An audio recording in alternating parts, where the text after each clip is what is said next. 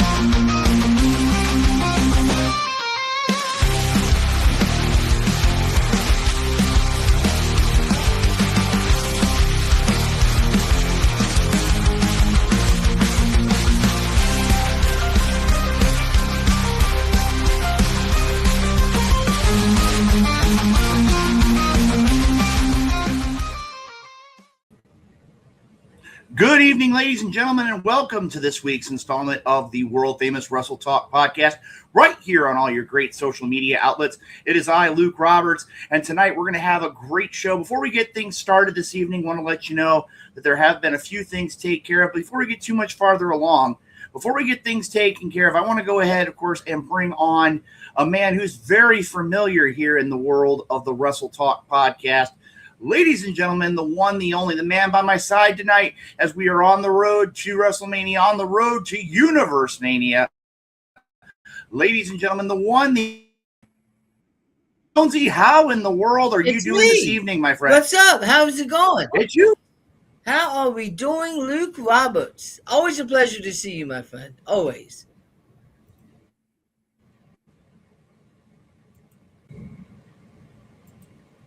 How have you been doing, sir? Hopefully you've been doing good. Good. I've been doing pretty good, Jonesy. Like I said, hopefully you can hear me now. Everything's good to go. Tonight is going to be a big night here on the Wrestle Talk podcast. I do have a little bit of information here, a little bit of bad news here. As you notice on the top of the link here this evening, tonight's guest was supposed to be the Suplex Cyclone, Curt Gannon, a man who's very well known here with the Wrestle Talk podcast family, again, known throughout the country. NWA, a lot of great wrestling action from the Suplex Cyclone. However, due to circumstances beyond our control, Curt Gannon will not be able to join us tonight. We are working on trying to reschedule him as a guest here on the program. And again, we know for a fact he apologizes very much. He was hoping to be here, but again, the circumstances did not allow him to be here this evening. Jonesy, I got to ask you, man.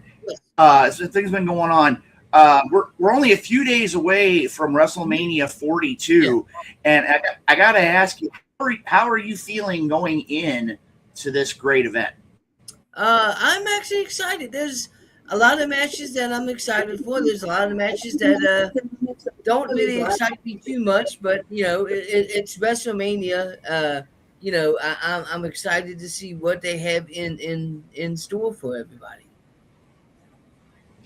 Well, you know something, Jones, as we look at things here right now, as we get to the point of WrestleMania week, I mean, again, they talked about it last night, and we're going to talk about it here a little bit later on in the program, talking about the lead-in. Everybody says that the Monday night before WrestleMania tends to be the one where people set up the really set up the tone for WrestleMania week. And I'm going to tell you right now, Jones, we're going to talk about that later on in the High Spot segment. We're going to be joined by a lot of great guests here this evening. And again, hashtag WTP, hashtag Let's Talk Wrestling here. I've got a lot of people who've already joined us here this evening. As a matter of fact, we've got Jim Harris from the Independent St. Louis Wrestling Hall of Fame who's joining us. And I'm just going to tell you right now, Jonesy, I don't know what Susie Haas has been doing tonight, but I think it's three simple words. Oba, Oba, Oba. Yeah. So the next thing you're going to tell me is that when it comes down to it, Jonesy, that you are a huge fan of Oba Femi. I think that he is a phenomenal wrestler. I think he is a up and coming wrestler, and I believe that at some point he's going to be a heavyweight champion in the WWE. Like, he's already a heavyweight champion in NXT, and I think he's going to continue his dominance on the main roster. Like I said, we're going to find that out here in as we approach WrestleMania. Again, we're going to talk about WrestleMania. We're going to talk about all the upcoming events as it relates to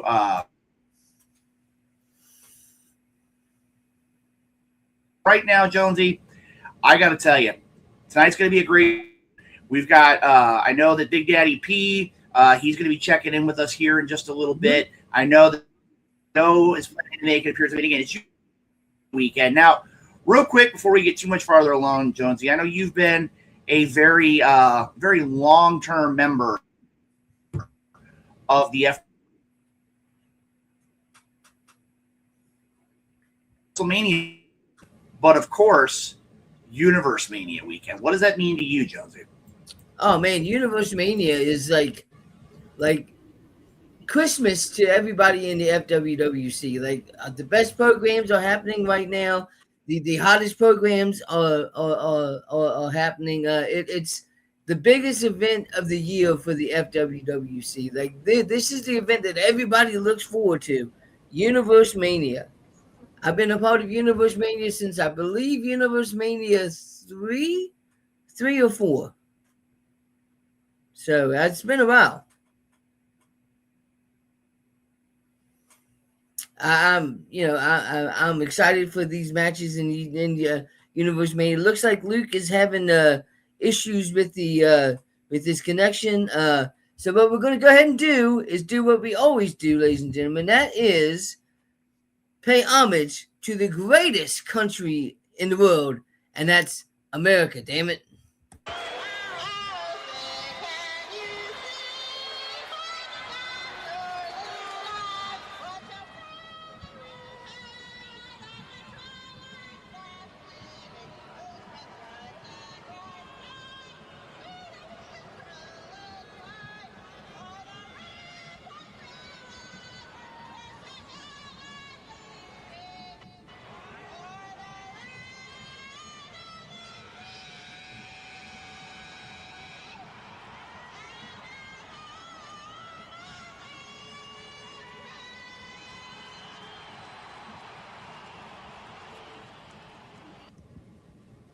Brings a tear to my eye every single time, and not in a good way. Jonesy, I got to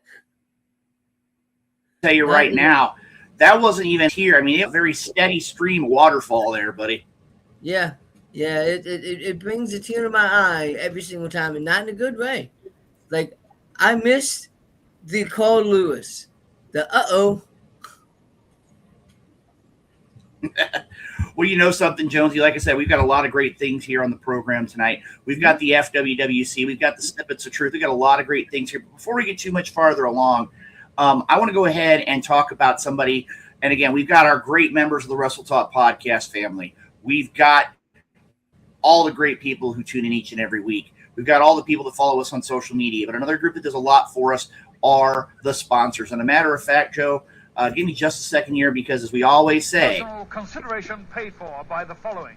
Promotional consideration paid for by the following. Promotional consideration paid for. That is true. That is true. Promotional consideration paid for by the following. Let's go ahead and we're going to talk about all of our great sponsors.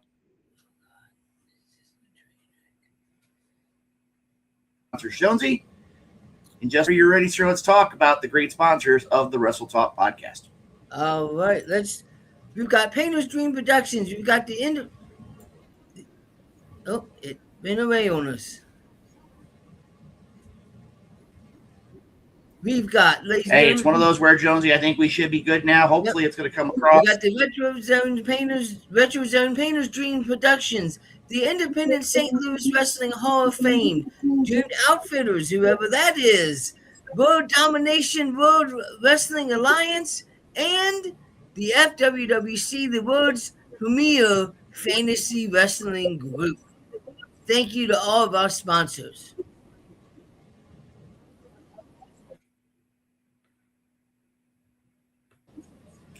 You know something, Jonesy? If you sit back, it relates to all the great sponsors that we have here for the Wrestle Talk podcast. I mean, again, you got to think back to day number one when we had this program. And again, it wasn't me that had this program. It was you and the one and the only Rick Rose.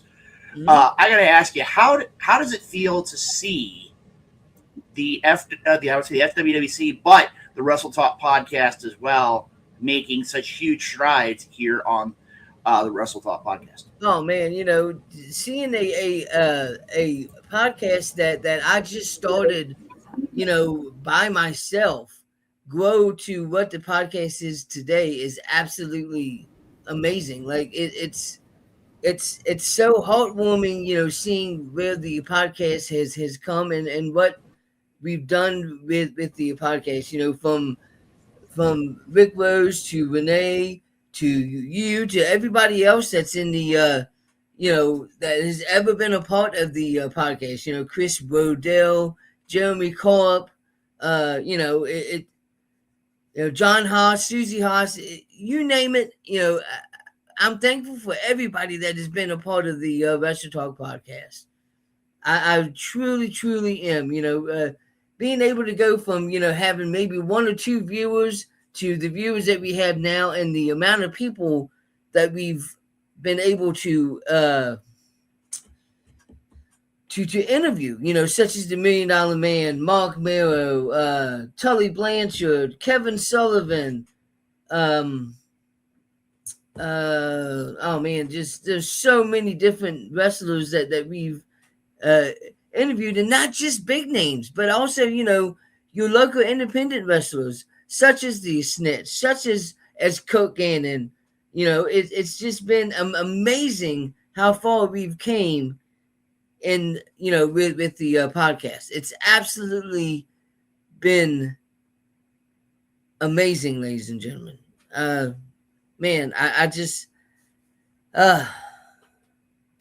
don't know what to say right now. I really don't know what to say, to be truthful with you. You know, while we wait for Luke Roberts to, you know, come back in, let's talk about, you know, some of these matches that we've got going on at WrestleMania. Man, you know, we've got the 6-man match. Oh, Luke is entered. Let's see if he's ready to come back.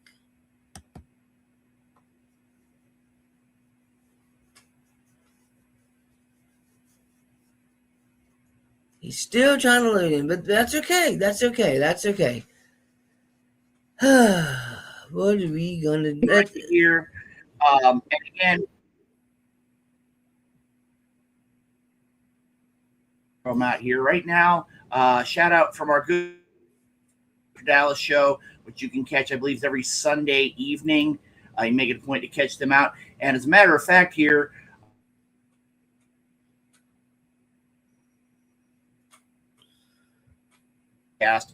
will also live on the computer as well here on the screen, that we're going to have some new announcements hitting our social media. It's here right now. This is really starting to get aggravating. I don't remember the last time that we had these kinds of tech issues here on the Wrestle Talk podcast. But you know what? We're going to push our way through. We're going to do what we need to do, and we're going to. Absolutely. We're going to do whatever we need to do. Ladies and gentlemen, it's WrestleMania season. It is WrestleMania season, and WrestleMania is just a couple days away. Like, man, I remember watching WrestleMania 3. You know, seeing Hulk Hogan go up against Andre the Giant, seeing Ricky the Dragon Steamboat going up against the Macho Man, Hillbilly Jim and Hillbilly Jim against King Kong Bundy. You know, I mean, you could talk about WrestleMania 3. You could talk about WrestleMania 4. Well, you know, Macho Man won the heavyweight championship. You know, they had the tournament after Hogan got cheated out of the championship by Ted DiBiase and the Andre the Giant. to WrestleMania 5. The Omega powers explode. Hogan against Macho Man. Like, how great of a match was that? Hogan against Macho Man. Let's see if Luke is ready to come back. Hello, Luke. You look a lot better, sir. Hey, Jonesy, I don't know what in the world's going on here, man. The technology here, this is about the fourth time my internet dropped out. You know something? I'm going to level with you. I know somewhere Renee is probably in his office getting frustrated because the idea of where we always talk about technology being there. But you know something, Jonesy? We're going to have to make do as best we can here on the Wrestle Talk podcast here. We're going to try to get these glitches taken care of here. But you know something?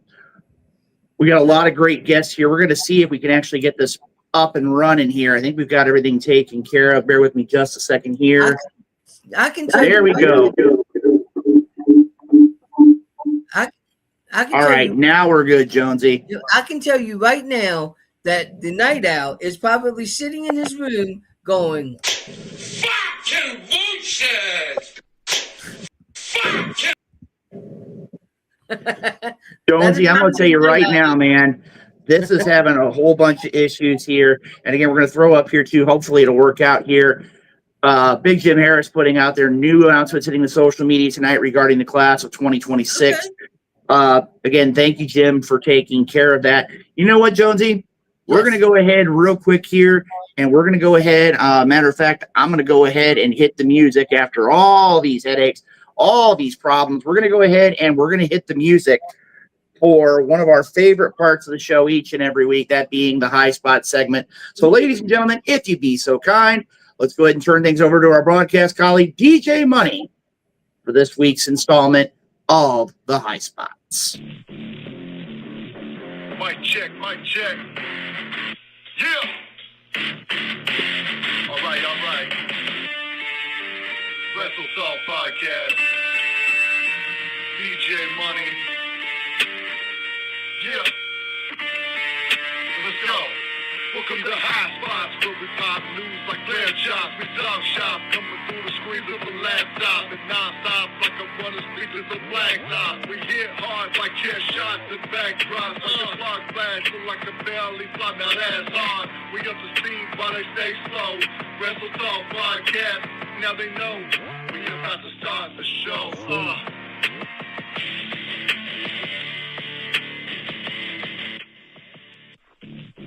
All right, ladies and gentlemen, as you heard it right there, DJ Money bringing us in. And I got to tell you right now, Jonesy, with all the headaches, with all the technology issues, with all the stuff that I've encountered tonight, that's got me back in the right frame of mind. Yes. That's got me ready to go here for the Wrestle Talk podcast this evening.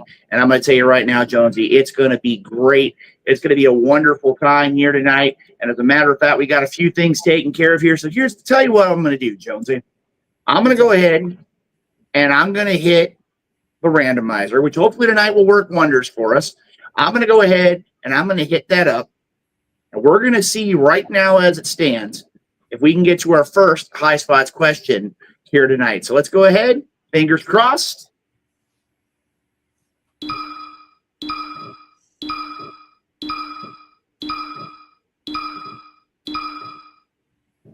All right, our first question of this week's installment of the High Spots.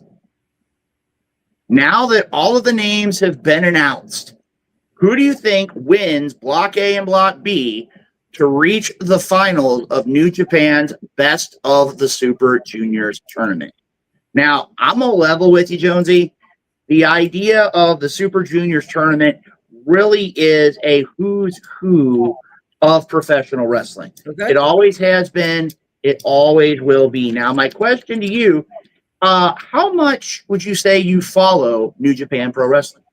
I'm going to be completely honest with you. I don't really follow New Japan Pro Wrestling that much. Like I know some of the wrestlers, but I don't really follow it enough to really know about, who is in the Super 8. But if you can tell me, maybe I can figure out, who I would think. Well, Jonesy, let's go ahead here and we're going to look at the field. Okay. And to give you an idea, There are some names you're going to be familiar with. There's going to be some names that you're not going to be familiar with. And I'm going to tell you, I'm just going to level right now. I'm going to probably butcher some of these names.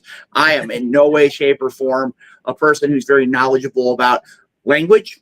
So I'm going to go ahead and look at this. In the A block, you have Master Wado, Taguchi, Kosei Fujita, Robbie X, Francesco Akira, Dookie, Titan, Valiente Jr., Jun Kasai, the deathmatch wrestler himself, Okay. and of all people, Nick Wayne in the A block.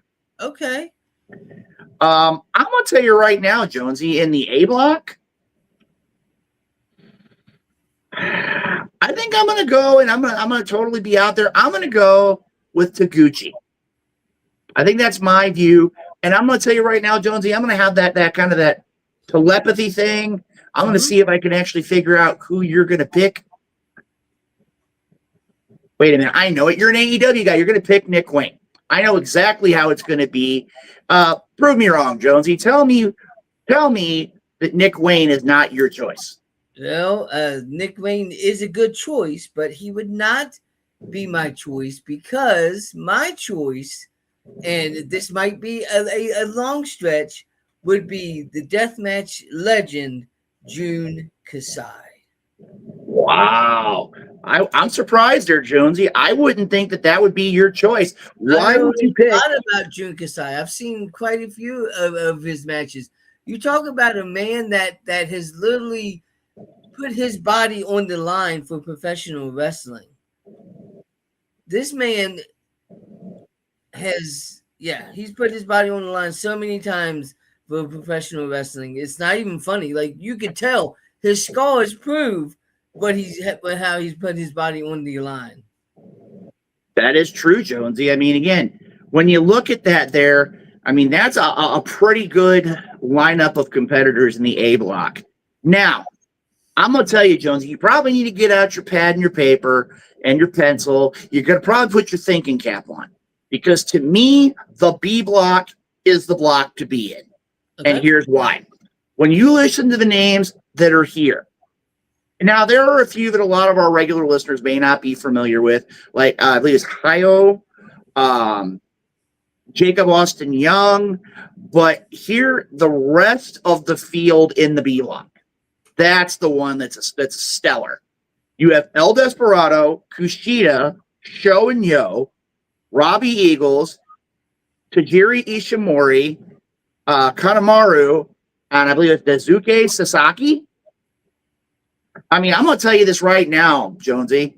When you look at that bracket, there is no way in the world. As a matter of fact, I'm going to sit right here and I'm going to look at this on the computer screen here. This bracket right here, this portion is unreal. Now, I know I went through those in very fast detail for you, Jonesy. Here's my question to you. Who would you say winds up walking out of that bracket the winner? Oh, man.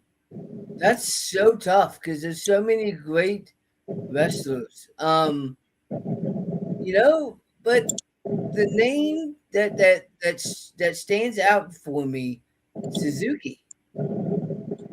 Suzuki? Yes.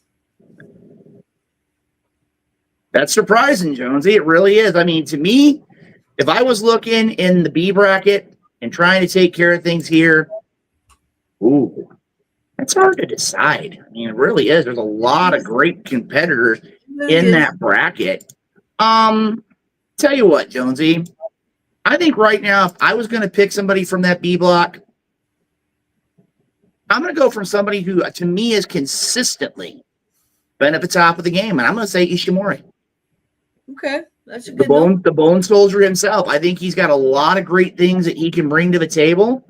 And when you sit down and look at it here, Jonesy, I definitely think that Ishimori has a lot to bring to the table. Yeah. So at this point, Jonesy, what we're going to do here, actually what I'm going to do is I'm going to go ahead here for just a second, and I'm going to go ahead and hit the randomizer once again. And I think I'm going to have a good question here for you. Okay.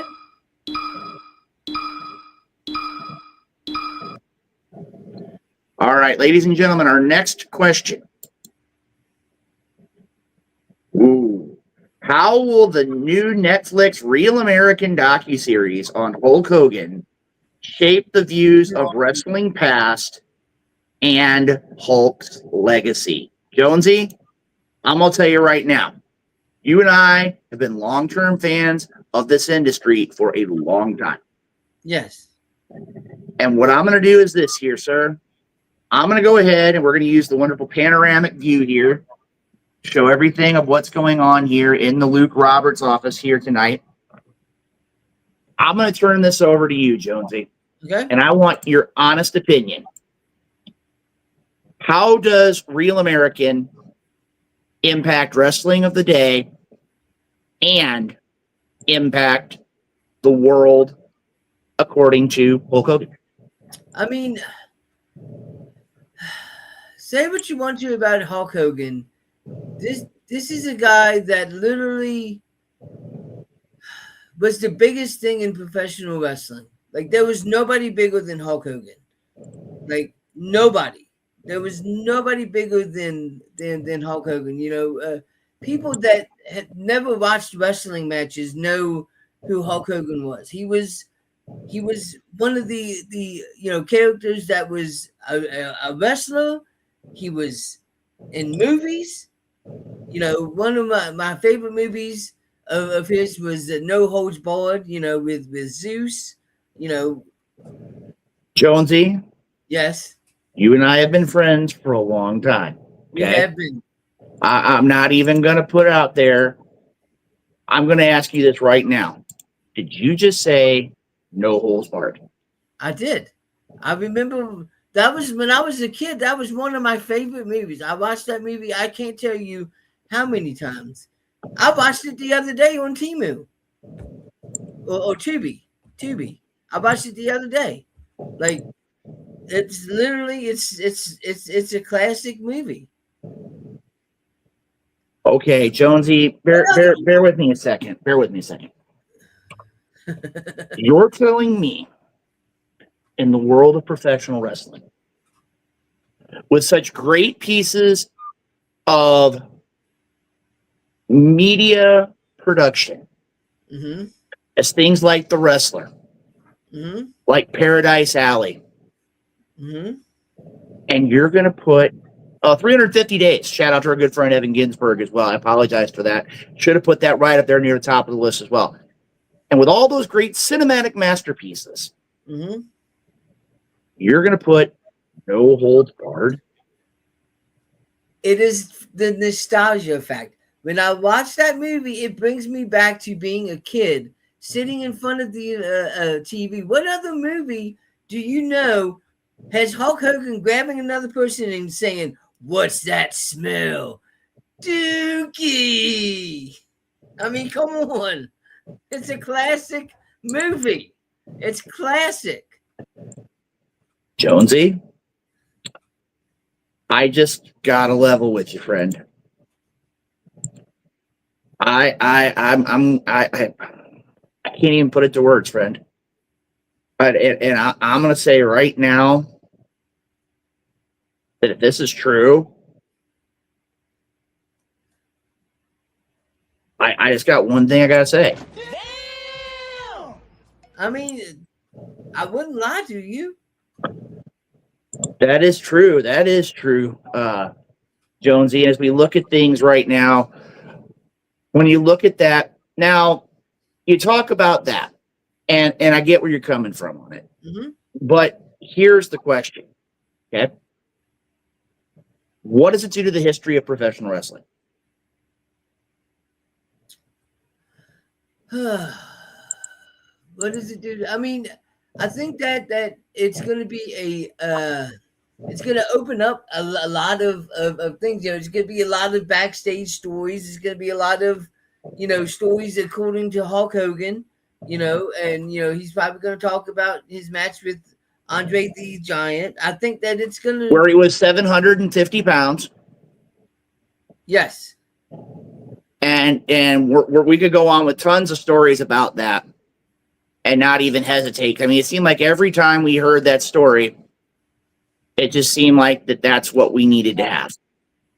Yeah. So, but like I said, Jonesy, it's one of them things, man. To me, the day of professional wrestling of yesteryear is really going to be impacted here. I really do. Yeah. For all the great pieces of cinematography that you get, I think that this is going to make it a point that people are going to see not only a new perception of Hulk Hogan, but it's going to see a new perception of wrestling back in the day. Now, I was fortunate enough growing up in professional wrestling that a lot of people saw the idea of professional wrestling being larger than life. Mm-hmm. But in the last few years, we've seen situations where, simply put, the mystique of the professional wrestling industry has come under a lot of criticism. Yeah. And I'm going to tell you right now, Jonesy, it concerns me. Okay. That what we've learned, or what we will learn, I should say, from this video, is going to change the pro wrestling world. Okay.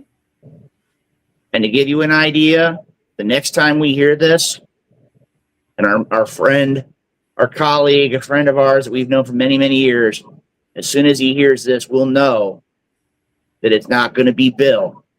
It's going to be Dwayne walking down the rampway. And I'm not talking Dwayne Johnson. I'm not talking The Rock. After this story,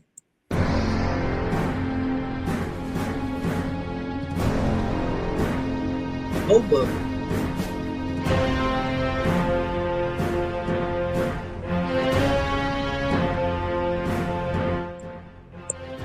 as you heard it right there, Jonesy, that's never going to be anything but Bill Goldberg's theme music, because it's gonna make it a point that everything in the world of professional wrestling is going to revolve to everything probably 90, 91, 92. And there's a lot of things that are in there that I think could have been, but again, we're going to have to wait and see, because we've also got a Shawn Michaels documentary. Not like we haven't seen 3 or 4 of those. Yeah. But I mean, when it comes down to it, we got a lot of things that we're going to see here. And actually, as a matter of fact, as we're taking care of things here, again, tonight, we're going to have a great program. We're talking all things leading into WrestleMania. And to give you an idea, just as a friendly reminder, make sure you use those hashtags, hashtag WTP, hashtag Let's Talk Wrestling. Make it a point to let all the members of the Wrestle Talk podcast family know that you're here on the program tonight. And a matter of fact, I want to give a shout out here. It was a little bit ago. Shout out to David Owen, who's here. And you know what, Jonesy? For once, Susie Haas, I think, has it right. Snitch? Who is the Snitch? Only the greatest wrestler in Dynamo Pro history. That's who the Snitch is. Jonesy. I mean, you talk about Jake Durden. Jake Durden is here. The Snitch is up here.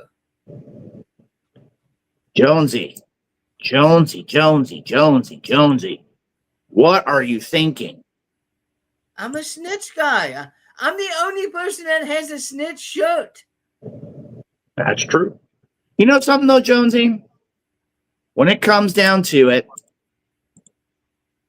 it's going to be a situation here that next thing you're going to tell me is the Snitch is going to be your new role model. Or wait, I shouldn't say your new role model, because we know he is your role model. He is my role model. I would just like to know if you apologized yet for screwing him over. What? How did I, Luke Roberts, a Hall of Famer? We've all heard the stories from the Snitch. I'm confused here. I don't know of what stories you're talking about, Jonesy. I really don't. The next thing, the stories how the snitch was the champion, and you somehow, I believe you were the referee, and you ended up screwing the snitch over. That is word for word from the snitch. If the snitch was here right now, that's exactly what he would say. Jonesy, we've been having a really great show. We haven't had to talk about the snitch. We haven't had to make an attempt to even think about talking about the snitch. And now you're going to make it a point to get people fired up. I'm not trying to. Hey, I'm just trying to have a good show, sir. Good show. I don't know about that, Jonesy. But you know something right now? Right here, Assad, longtime member of the Wrestle Talk podcast family. Hello, welcome, Wrestle Talk podcast family. WWE WrestleMania and FWWC Universe Mania week is here. And again, another man who's talked a lot about the FWWC, a lot about the Wrestle Talk podcast, is here and ready to go. You know what, Jonesy? I know one thing that is ready to go, and we're going to go ahead and we're going to throw up the next High Spots question right here on the Wrestle Talk podcast. Okay.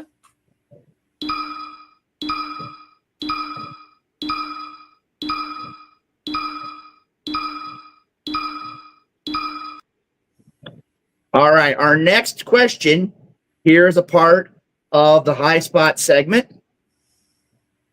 Given his recent inclusion in promos, how do you feel about Pat McAfee's involvement in a major WrestleMania storyline? Now, you know something? I'm gonna level with you here. Jonesy, you and I can go round and round and round and round and round and round and round and round and round and round and round and round and round on this one. But I want the opportunity to have an impartial third party. Okay. I want to have somebody who knows exactly what's going on and is going to give, without question, an unbiased opinion. The snitch? Is the snitch here? Yes, the snitch. Yes.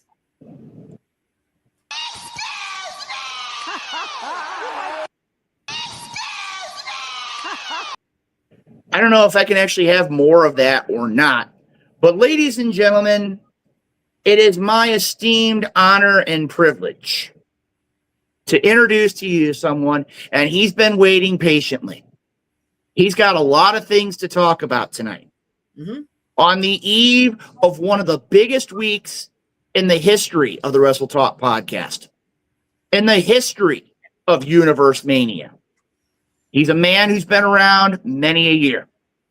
A man who knows exactly what's going on in the FWWC, and a man who I have to say is more deserving of a championship belt than the Snitch's number one fan, Nightmare Jones.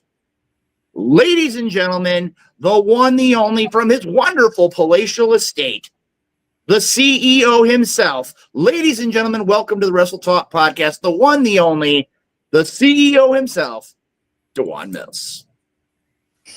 What up? What up? What up? What's happening? What's going Dewan, on? long time no see, my friend. And again, as we were talking earlier on before Jonesy went on his delusions of grandeur as it relates to the snitch and how he wants the snitch to be his all-time number one role model. I have to ask you right now, you are all about professional wrestling. Always have been, always will be.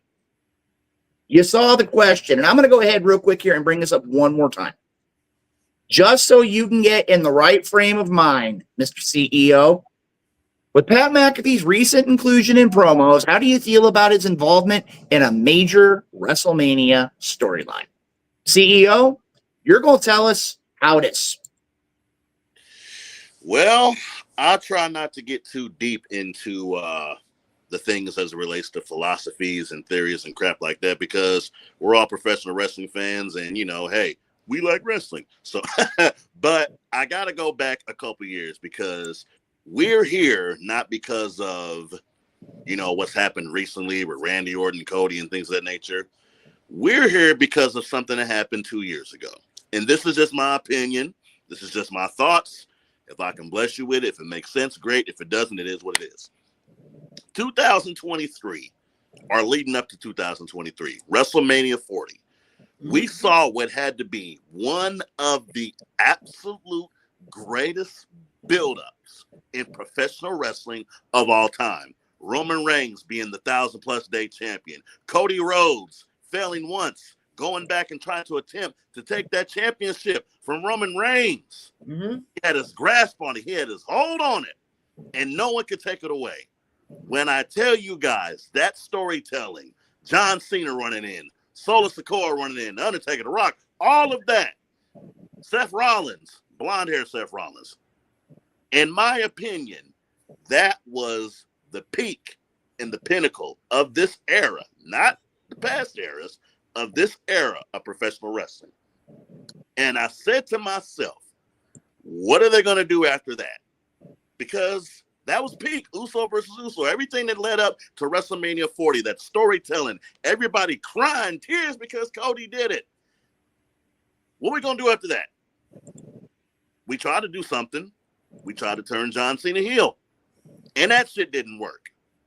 So, do I think Pat McAfee's involvement at WrestleMania 42 makes a lot of sense? I don't know, but we're here because we've reached the pinnacle, and that was it. We've reached the pinnacle. We've reached the top. So now we're just doing random shit that really doesn't make any sense. We have got, and it all started with Travis, what that was named? Travis Scott. Yeah, all started with that shit. Then Yachty, then Jelly Roll, and all this other stuff. Again, I'm not against celebrities getting involved in wrestling, but there has to be something that involves, that pulls the people in. And I'll be honest with you, this WrestleMania 42 doesn't have a lot of stuff that is pulling myself in. One of the few matches that I'm actually invested in is Obafemi versus Brock Lesnar. That's great. But again, going back to Cody and going back to Randy Orton, which God bless Randy Orton, but we're all on our 40s. Come on, they could have gave that spot to somebody else. Just being honest. So what do we do to kind of get the people invested? We throw in a celebrity. We throw in Pat McAfee. We turn him heel. Again, I think we have reached the peak at WrestleMania 40 as it relates to storytelling, wrestling matches, things of that nature. 41 was good. There was some good storytelling there involving John Cena and so forth and so on. But now there's really nothing that a lot of people are really emotionally involved storyline-wise. The Cody versus Randy Orton storyline. It's cool. Randy wants to get his 15th title, but where's the emotions in that? So let's throw in Pat McAfee. Let's throw some shit, see if it sticks to the wall. I'm just not a big fan of it. I really don't think it makes a lot of sense. It will be okay, but, you know, it's wrestling. We're watching anyway. Well, you know something, CEO? First of all, I want to give you your shout out here. Assad making it a point to give you your props here on the broadcast here tonight. And also Assad making it a point immediately to tell how he feels. But I'm going to ask you, and this is one of our longtime friends, a man I've known for far too many years. And when it looks at things right now, as you see right here, this is the opinion of my good friend. I don't know if he's Jonesy's friend. I think he's your friend. That being the one, the only Dr. Dallas Stevens, host of the Dr. Dallas Stevens Show, which you can catch on social media. Here's his reply to said question.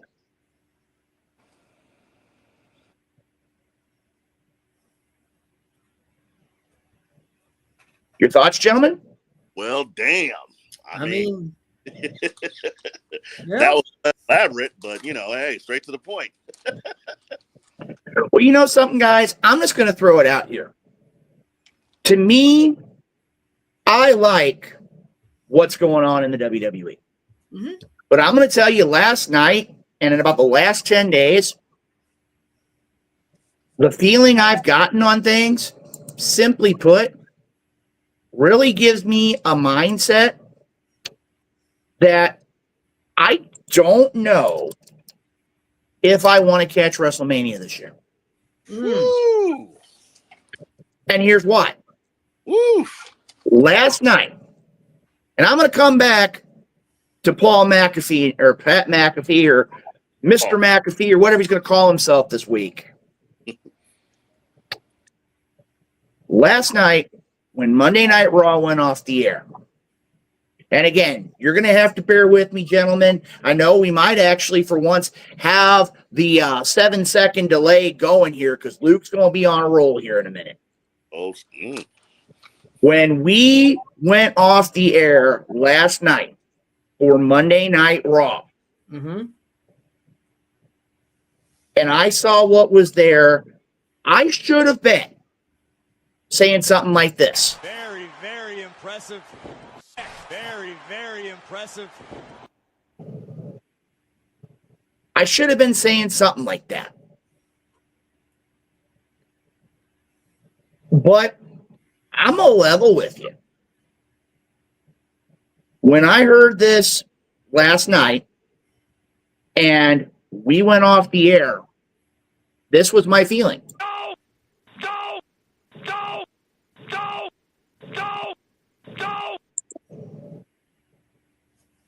And here's why. Roman Reigns, CM Punk. A match that everybody wants to see. I want to see Roman Reigns and CM Punk. But incorporating Pat McAfee into it, why? I want to see Cody Rhodes, Randy Orton. Interjecting Pat McAfee. Why?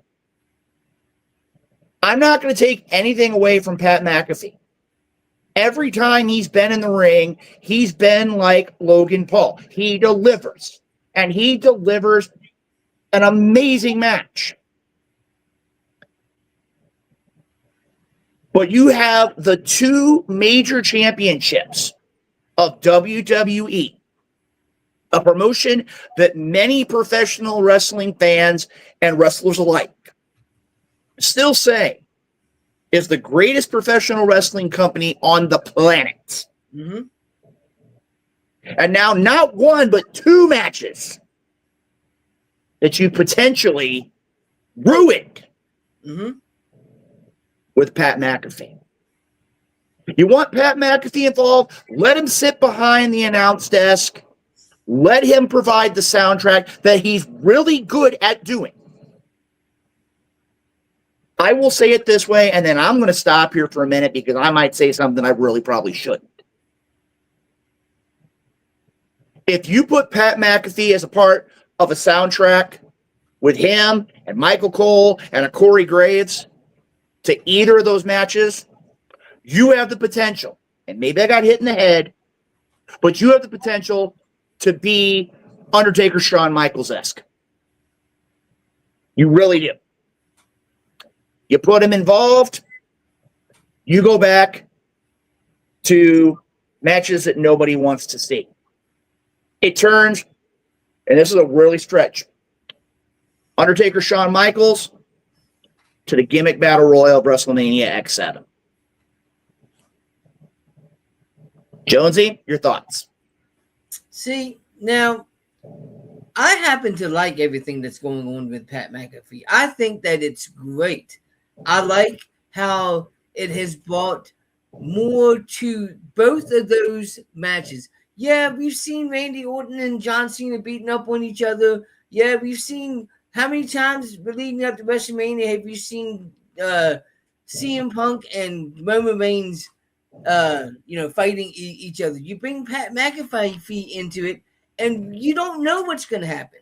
You don't know. This could be something that is bigger than we expected. We don't know what's going to happen at WrestleMania.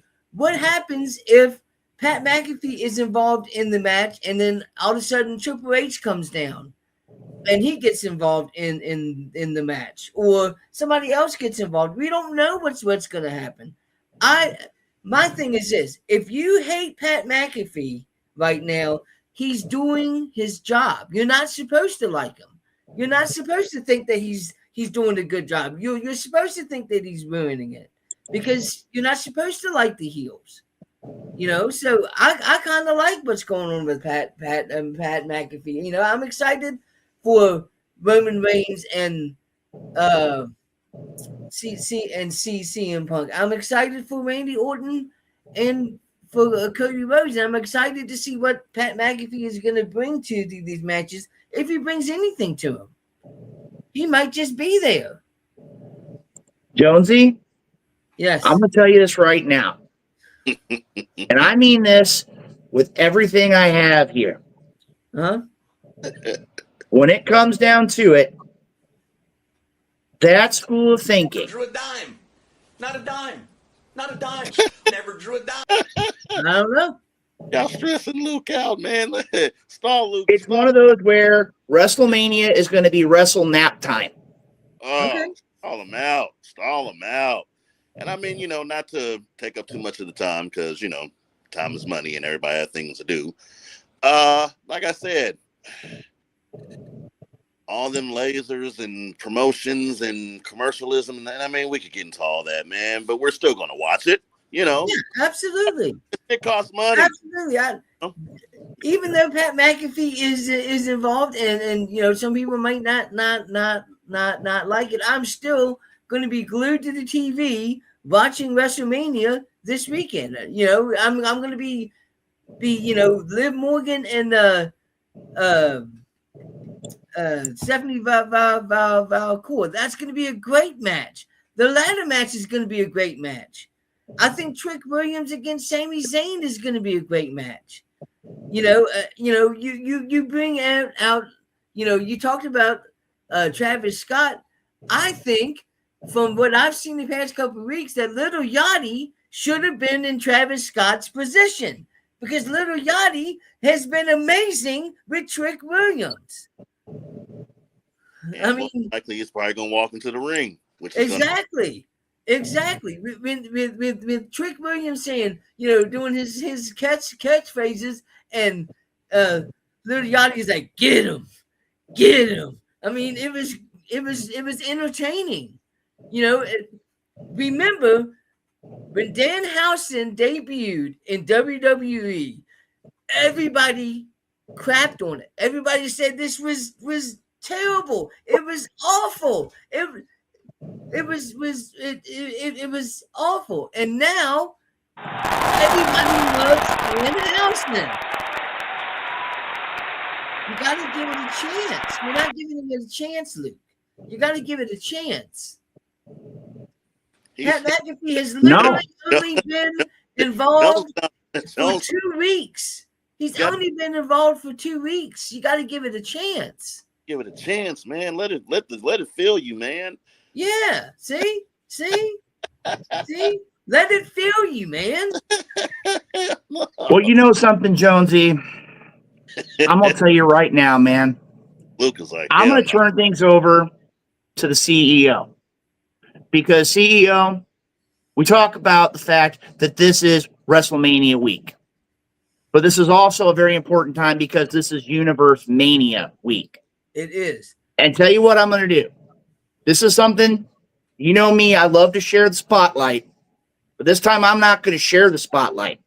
I'm going to give you the spotlight because we need to talk about Universe Mania that's going to be coming up this weekend. So, Mr. CEO, the man behind Universe Mania, I'm going to go ahead and turn things over to you as we talk all things Universe Mania. All right. So with the hell? With the 12% of the battery I have left, or 10%, we are at Universe Mania 12 this weekend, and I am very proud of everyone who has made their contributions to make this Universe Mania a great one. You want to know what's going on? Please join the Facebook group, FWWC, that is Fantasy Wrestling Worldwide Chapter on Facebook. Universe Mania 12 is like our big event, our Super Bowl. Just we're not ripping off WWE unless they rip off us. But anyway, is that something that we all celebrate? We all come together as fantasy wrestling fans, and we put on some of the biggest and the best matches in the industry. We have actual championship belts. We do the damn thing. We've been around for 14 plus years. We them people. So few matches is going to be happening at Universe Mania 12, just to name some of the highlights. The Warriors Heart Championship, that is our champion, Gabrielle Arsene, will be defending against none other than Ace. I'm really excited for that match. Those guys have been doing a lot of back and forth in the past few weeks. Let's see who comes out on top. Also, interesting with that, those gentlemen will also be tag team partners going for the FWWC World Tag Team Champions. One of the longest reigning champions, close to the longest reigning champions, that is Hoss Mafia, defending their tag team titles against Assassin Syndicate. So those guys have to go against each other, and they have to coexist for those amazing titles. Another championship, we saw that Rage cashed in his Money in the Bank briefcase. He will be challenging none other than Bishop Devontae D, our FWWC World Heavyweight Champion, in an amazing match. Ready to see those guys get down too. Respectively, also, it will be Dark Horse, and also in a fatal four-way match. Now, I had a conversation with Hoss. I'm not sure where he's at tonight. I said, Hoss, who do you see fit? Who deserves a shot at that title? He didn't say one person. He didn't say two people. He said three people. That is none other than Sick, former champion here in the FWWC, and a couple of newcomers who had a victory last night in our go-home show for our challenge for Universe Mania. Tamara, the Witch Queen, and Xander Payne. Fatal four-way. Hoss is, in essence, you want to say it's 3 against 1, but first fall to a finish. International Championship will be also contested for at Universe Mania. It will be none other than our longest reigning FWC International Champion, Badass American Diva, going against Lecter. That's going to be a hell of a match. And one of my favorite matches that I want to talk about in memoriam, and if you want to bring Jonesy back up here, we can talk about this one. One night in Crystal Lake, in memoriam for none other than our fallen brother Voorhees. It will be yourself, Jonesy, going against, and I saw your promo earlier, Jason Curtis and El Lucha Decay C. It is a stack card. It is an amazing card. Now, I can't confirm nor deny that the ghost of Voorhees may or may not be in that swamp, but I'm pretty sure you three are going to put on a hell of a match. We are. We absolutely are. We're going to put on one hell of a match. And like I said in my promo, I am going to inflict pain and torture in front of El Luchador de Kansas City and Jason Curtis. And speaking of Jason Curtis, where has Jason Curtis been? Haven't seen a damn thing of Jason Curtis since this match has been announced. No promos, nothing. Where has Jason Curtis been? Does he even want to be in this match? You know, I'm forced to face El Luchador Kansas City and Jason Curtis when I should be going for the Hardcore Championship. But no, Hardcore Haas had to take the easy way out and pick two rookies and Sick. Maybe the reason that Hardcore Haas is the Hardcore Champion for so long is because he's taking the easy way out. Who knows? But it doesn't matter because all that I know is that at the end of the night, I'm going to destroy El Luchador de Kansas City and I'm going to destroy Jason Curtis because I am Nightmare Jones. Wow. And that's You know something, guys? I'm going to throw this out here real quick. I think that's all that needs to be there, gentlemen. We talk about Universe Mania. Again, Universe Mania 12 this weekend going alongside of the big, wonderful spectacle that is WrestleMania 42. Gentlemen, it's been great. It's been a great time here tonight talking about things. But I got to ask you guys one last question, and we're going to let the CEO go. CEO, even though I talk a lot of trash about WrestleMania 42, what match are you most looking forward to this coming weekend? Honestly, like I said before, man, that ore from Obafemi is going to be great. But it has been a great build-up. It's been awesome. But there's always a payoff. And I'm sorry. I love the fact that, you know, Oba has done amazing things with this program and Brock has done amazing things. And I made a joke on my Facebook page. I said it seemed like Oba's been whooping Brock's ass since Black History Month ended. But there has to be a payoff. There has to be a payback. And I'm sorry, folks.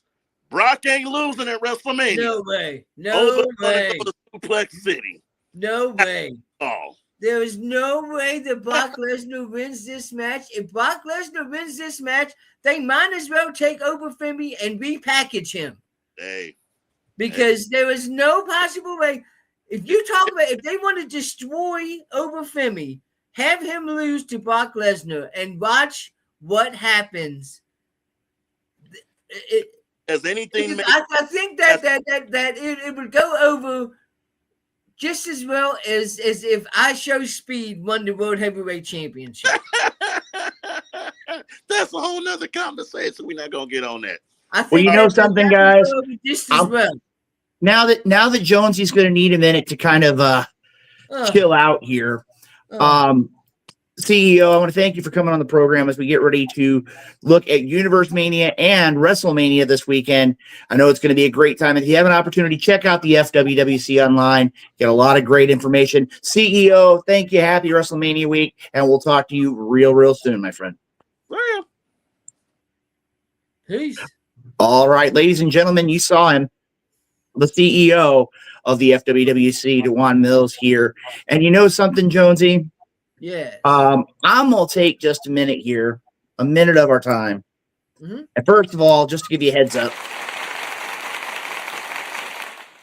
got to give our applause to the CEO to let him know exactly what's going on here as part of the Wrestle Talk podcast. And you know something just popped in the head. I'm on a roll with agreeing with Assad tonight. I think I'm going to agree here too. This match could steal the show. I really do. Just watching these two guys go at it, have no problem at all whatsoever. Jonesy, what you think about that matchup, my friend? I think that's going to be a great match. I think it's going to be the unsanctioned match. I think is going to be it needs to be a bloody match. Let's put it that way. It needs to have carnage. It needs to have, these two have been going at each other for quite some time, and it couldn't just be a regular match. It has to be like a hardcore, it's. I am looking forward to this match 1,000%. Well, you know something, Jonesy? We're going to come back to talking WrestleMania. We're going to be coming back to talk high spots here in a minute. But I want to share something with you. I know that you've been around the St. Louis area. You followed a lot of professional wrestling. And I want to give a little shout out here. Okay. And I'm going to level with you. I'm probably going to wind up losing my office next to the broom closet for this one. But I want to talk about something, as the Wrestle Talk podcast always talks about. We bring the best in local, national, and international about wrestling. Mm-hmm. I want you to look at this a minute, Jonesy. This coming weekend, the new initiative will be taking place in Las Vegas.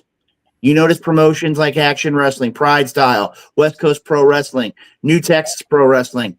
And if you notice right there, for those that are in the St. Louis area, St. Louis Anarchy is going to be taking part in the WrestleMania experience.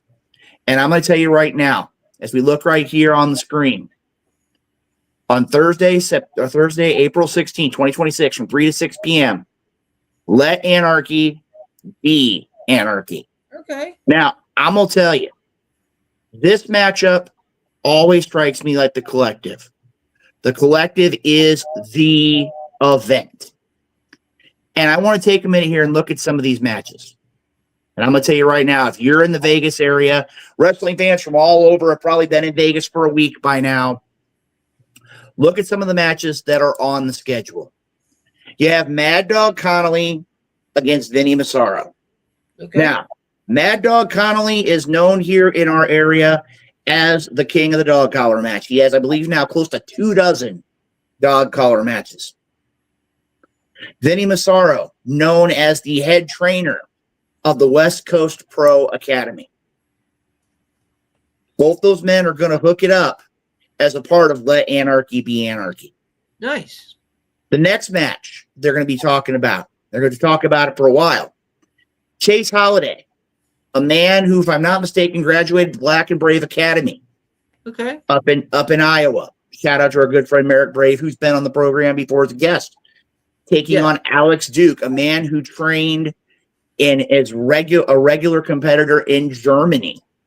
Going to be making it over for a part of Let Anarchy Be Anarchy. Mm-hmm. Now, if you look at the next matchup, this is one that intrigues me.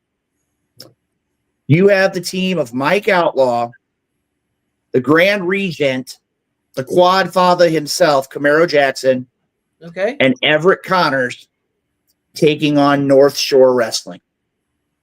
I'm going to tell you right now, Jonesy, you've had an opportunity to see, I believe, all three of these men in Outlaw, Jackson, and Connors. What would be your thought, Jonesy, to see these three men teaming up against anybody in the professional wrestling industry? Oh man, that match right there was going to be a bone boner. That right there was going to be one heck of a match. Like that match right there. I didn't know who the other competitors, but as soon as you said Mike Outlaw, that makes me want to watch this show. Makes me, oh man, that's a great match. Great match. Well, you know something, Jonesy? If you think that wasn't enough as a part of Let Anarchy Be Anarchy, and actually let me go back here real quick here and look at what's there. As we look at what's here, Assad showing some love to the Anarchy brand. Let's look at a couple more of these. You want to talk about professional wrestling at its best? Let Anarchy Be Anarchy is bringing, honestly, two of the best women's competitors to the squared circle. That being WWE ID Women's Champion Laney Luck, taking on the returning Charlie Evans. Now, Charlie Evans has been in Anarchy before, recently made a return. And I'm going to tell you, Jonesy, in the next 10 days, and I want to actually take it off the screen here for just a second. I'll bring it back up here in a moment. In a span of a little more than 10 days, Charlie Evans could have a victory over the WWE Women's ID Champion and wrestle her dream match at the next Anarchy event, Canvas for Dreams 2. Wow. And you ready for this one? Mm-hmm. On April 24th, the dream match takes place. Charlie Evans versus the Mad King, Eddie Kingston. Oh, wow. Ooh. Okay. Could be a huge week. Could be a huge 10 days. It could be. For Charlie Evans. Now, another one that a lot of fans here in the area have been talking about, not just here in St. Louis and Kansas City, but all across the country. The team of the Cowboy Way, one called Manders and Thomas Shire. Okay. A tag team that, if you look at it, I believe in 2025, one called Manders won the WXW 16 Carat tournament. This year, Thomas Shire, I believe, went to the semifinals of said tournament, taking on Unsigned and Don't Care. Aaron Williams has been all over the planet. Gary J, 4-time Gateway Heritage champion. And I'm going to tell you right now, this is going to be a war of attrition. There's no other way to summarize it. Now, Jonesy, I know full well you've seen all four of these competitors throughout the country, whether it's live, video, YouTube, you name it. What are your expectations of this matchup? Oh, man, seeing this matchup, I'm going to say that the tag team of Gary J and that's my tag team. Like, I remember going to West Virginia with John Haas and Susie Haas, and we saw both of those competitors. And great competitors. You know, this show is one heck of a show. You know something, Jonesy? There's still more as a part of Let Anarchy Be Anarchy. What could there be? Like, how could this get any better? Oh, it gets better, Jonesy. For the Gateway Heritage Championship, the brand new Gateway Heritage Champion, Anakin Murphy, a man who has held the title for less than 3 weeks. A man who defeated, if I'm not mistaken, defeated Matt Fitchett to win that championship. is taking on Jeremy Wyatt. Wow. A lot of people know him by a lot of different names. They know him as the belt collector.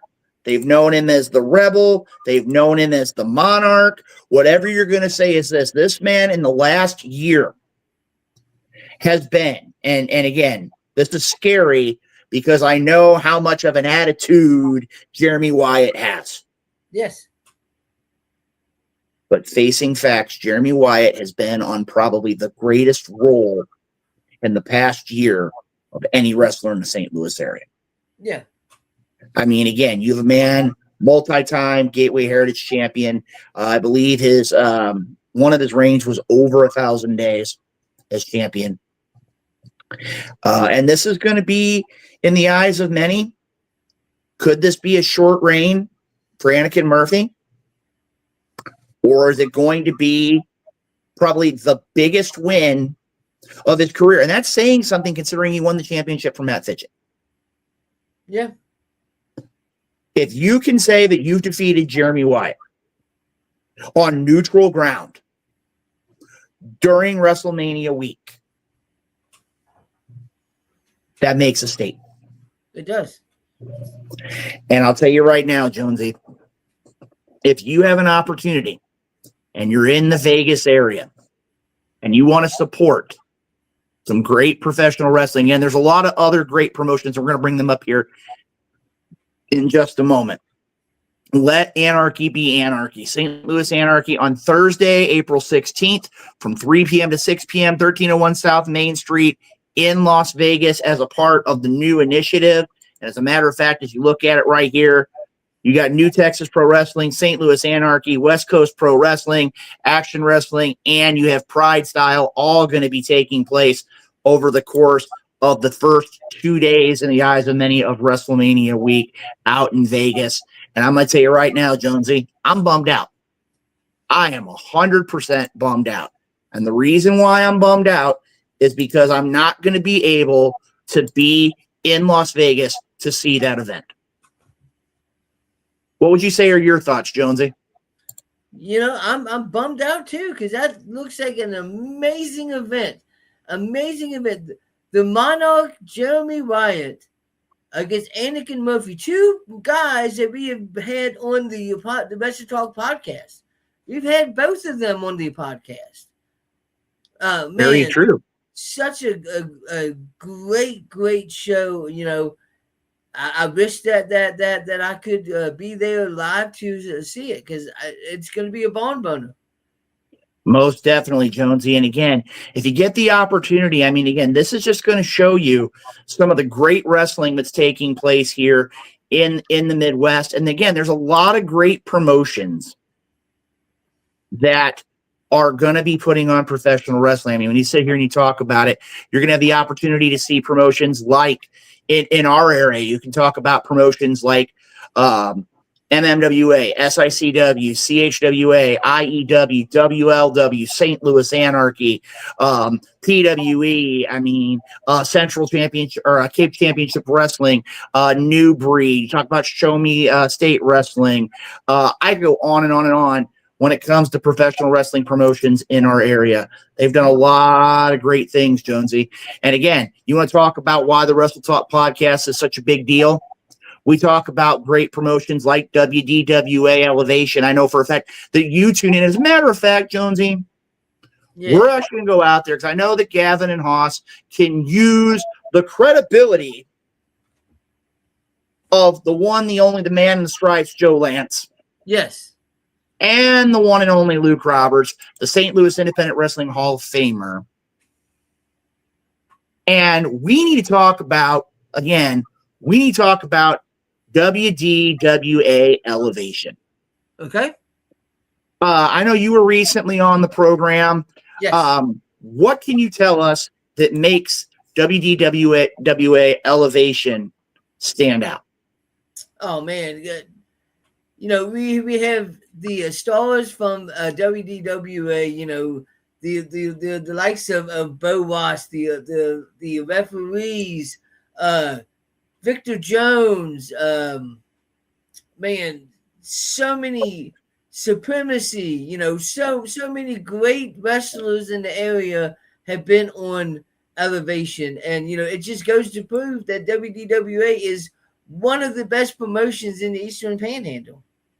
1000%. Very true, Jonesy. Very, very true. When you talk about great professional wrestling promotions, and that's what makes the Wrestle Talk podcast stand out, is all the great promotions, all the great wrestlers, all the great personalities that we've had an opportunity for 538 episodes that we've had an opportunity to see. There's been a lot of great promotions that have an opportunity to have a case to showcase what they're all about here on the Wrestle Talk podcast. And again, want to give a great shout out to all those who are going to be out in Vegas this coming weekend to be a part of what's going to be, even though I know I kind of talked a little bit of trash about WrestleMania 42. In reality, it's going to be one of the biggest events of all time. It's going to be live in Las Vegas. I believe today they actually posted the video of the unveiling of part of the set, if I'm not mistaken. Nice. And I mean, it really is going to be a great experience on the WrestleMania pathway. The road to WrestleMania ends in Las Vegas this coming weekend, live on Netflix outside the country, ESPN if it's inside the country. You can also make it a point. You can catch certain parts of WrestleMania live on ESPN and ESPN2. Exactly. Again, there's lots of different ways that you can go get that information. And again, if you get the point to check that out, make it a point to do so. A lot of great information available. Speaking of which, Jonesy, before we get too much farther, I'm going to talk about great information. I think we need to talk about our great sponsors. We're going to have those go across the screen right now. We want to thank our great sponsors, Retro Zone, Painter's Dream Productions, the Independent St. Louis Wrestling Hall of Fame. You have Doomed Outfitters. You name it in the world of wrestling, Doomed Outfitters can make it for you. You have the idea. They'll get it done. Check them out on social media. WDWA, World Domination Wrestling Alliance, and the FWWC, the world's premier fantasy wrestling group. Again, without them, without our great viewers, this program does not make it each and every week to air. And we want to give a shout out to all of those great people, all those great businesses who help support the Wrestle Talk podcast every time we take to the airwaves. Now, Jonesy, we've had our moment to talk about things, but, you know, we got some other stuff to talk about. We got a lot of things going on in the world of pro wrestling. So what I'm going to do here, we're going to go ahead, we're going to hit the randomizer, and let's talk shop. And again, as a reminder, hashtag WTP, hashtag Let's Talk Wrestling. And thank you, Assad, for the 2 AMC theaters, and Cinemark theaters will also be showing WrestleMania 42 as well. Again, for those of you that actually have regular cable, which is kind of for a lot of people might be a thing of the past, I know for a fact that there are certain providers that will be streaming the event. You can also get your ESPN Unlimited through them as well, so you can make sure you get things taken care of. Let's move back to the high spots. Randomizer, take it away.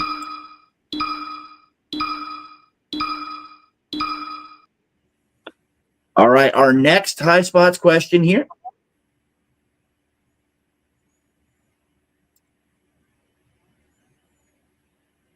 Hold on. Ha-ha!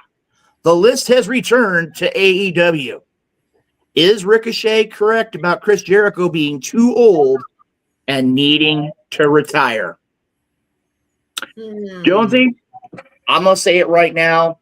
As far as I'm concerned, Chris Jericho is one of those individuals that always seems to reinvent himself. He's always ahead of the curve.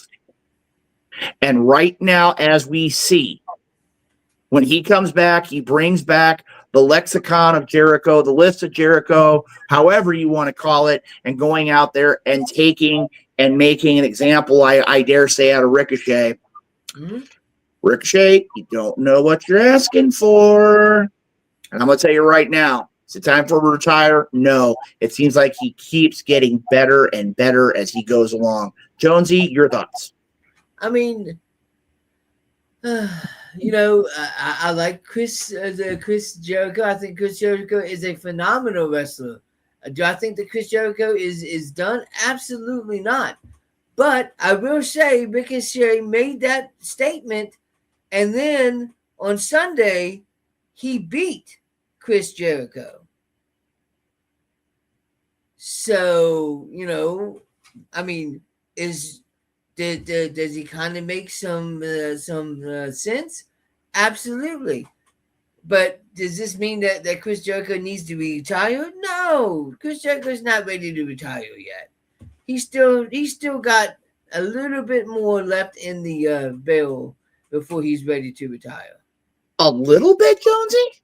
A little Here's bit. a man who keeps coming back with more and more things. I mean, for the longest time, you had things like the Lion Salt. You had the Lion Tamer. Then it was the Walls of Jericho. Then you have the Code Breaker. Then you have the Judas Effect. There are so many things that Chris Jericho brings to the table. And right now, as it stands, Chris Jericho has more than enough in the tank. I think right now, yeah, you look at it from a perspective that, okay, he may have lost. We get that.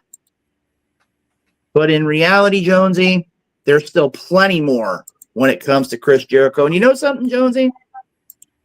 Since I'm here, no, I think we're going to leave this here for just a minute.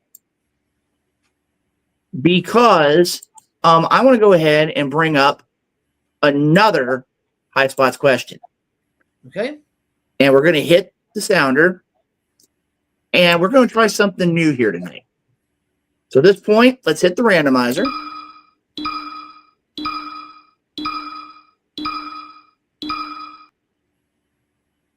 And the question is, here you go, Jonesy. I show speed in a match at WrestleMania. Sleeper hit or restroom break. And you know what we're going to do? We're actually going to throw up here in just a second. We are actually going to go ahead and we're going to put a poll, hopefully, if this will work, on the screen. Type 1 or 2 in the chat to answer our question. I show speed is in a tag match at WrestleMania. Bathroom break or sleeper hit of the night.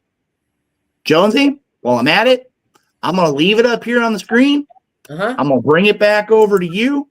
And I want to know right now, Jonesy, your thoughts. I show speed at WrestleMania.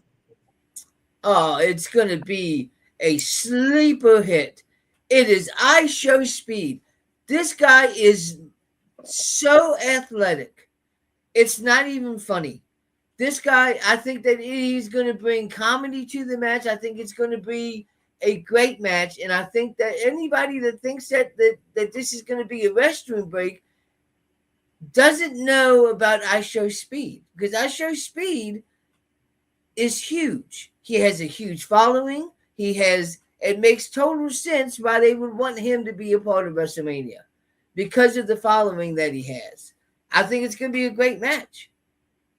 Well, Jonesy, first thing I want you to look at is this, okay? When you look at this,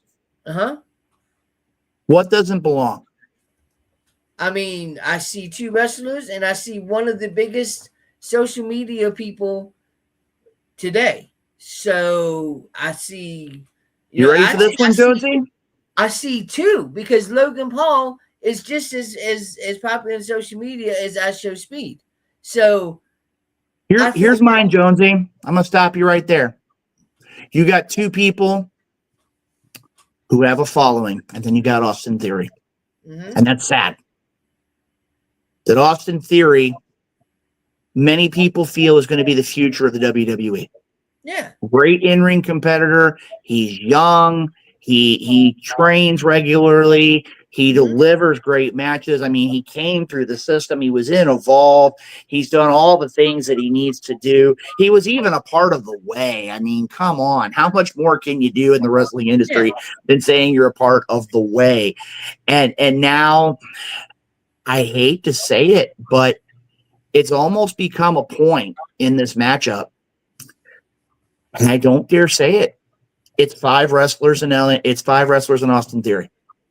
I Show Speed is going to get reaction. It's that simple.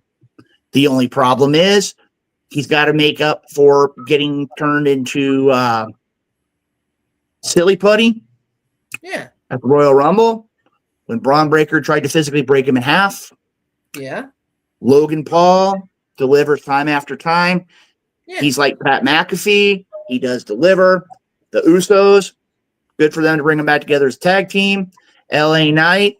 I mean, again, a great person to add to the format. And I got to say right now, since we got it here, Dummy, yeah. Dummy, yeah. Dummy, yeah. Dummy, yeah. comes down to it. I think it's going to be a sleeper hit. Yeah. But I remember reading something, and I got to remember what media outlet I was reading this past few days. I'm going to tell you right now, Jonesy, it's going to come down to the idea of, simply put, Austin Theory, if he doesn't watch himself, is going to be the odd man out. And I'm not talking odd man out in the match. I think he's going to be the odd man out of what's left of the division. And I think very soon, if he doesn't watch himself, he could be the odd man out of the WWE. Maybe. Time will tell. And right now, again, we're going to go ahead and leave that poll question up here. We're going to move on to some other high spots questions here in just a moment. But as you see right here, we're going to leave that question up. I chose speed and tag match at WrestleMania. Bathroom break or sleeper hit of the night. Make it a point to share that with us here in the chat. Let's go ahead and hit that sounder. And we're going to talk more about high spots.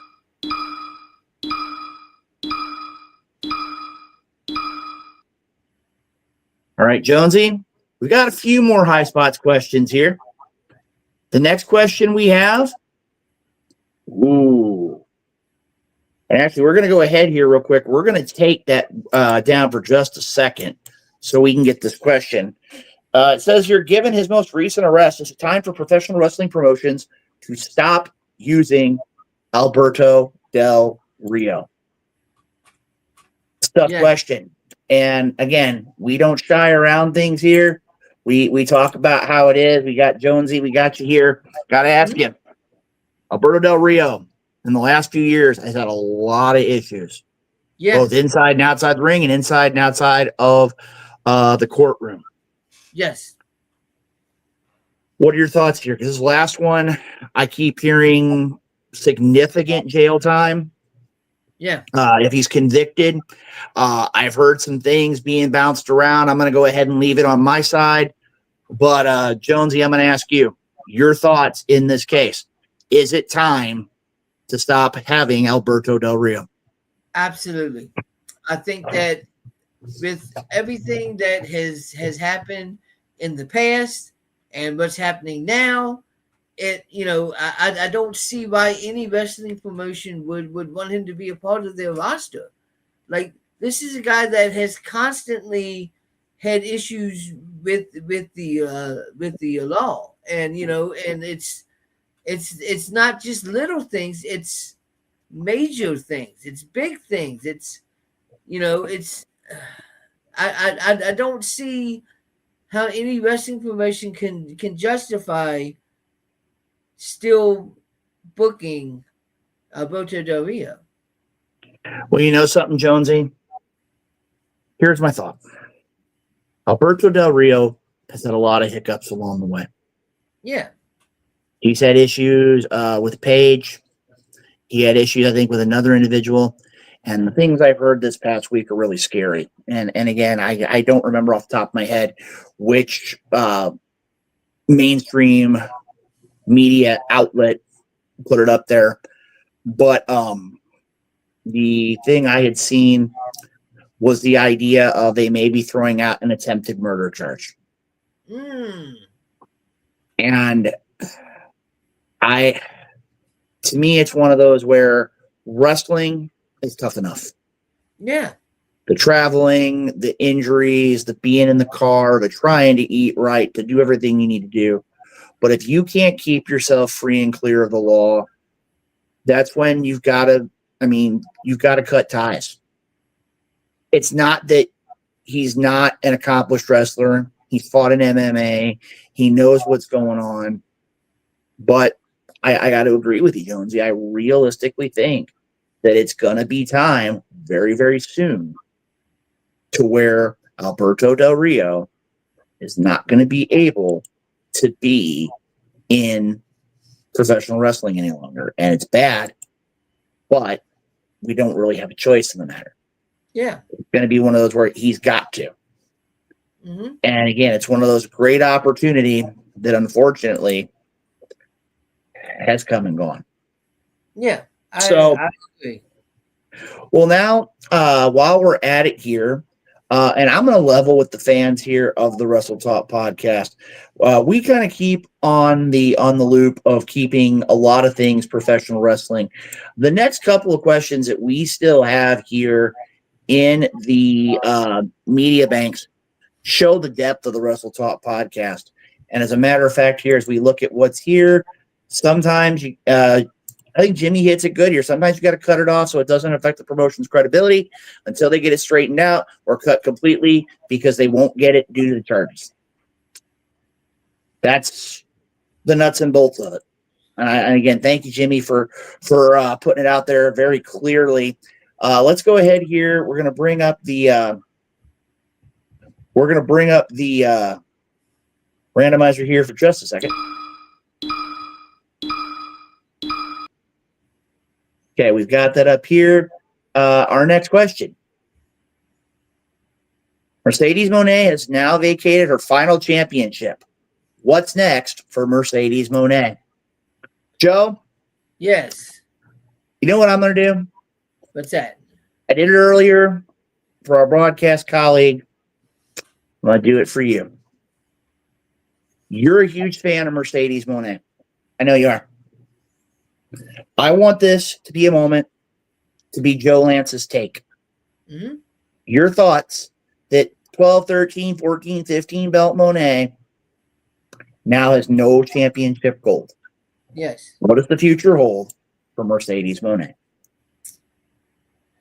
What does the future hold for Mercedes Moné? Well, I think that this is all part of the big plan. Yes, she had all these belts, and yes, she lost all these belts, but the main goal has always been one belt, and that is the AEW Women's Championship.